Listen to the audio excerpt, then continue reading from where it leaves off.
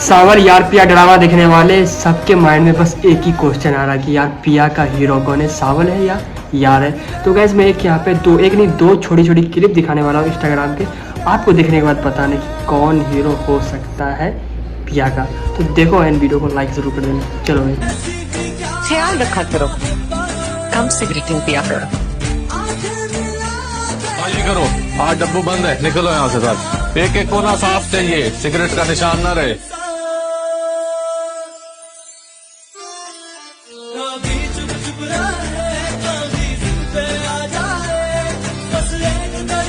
चलो भाई second reels. एक दफा तुम मिलो तो सनम, एक दफा तुम मिलो तो सनम, गम खुशी में बदल जाएगा। चलो गाइस आप लोग कमेंट करके ज़रूर बताना कि पिया का हीरो कौन होगा इस ड्रामे में।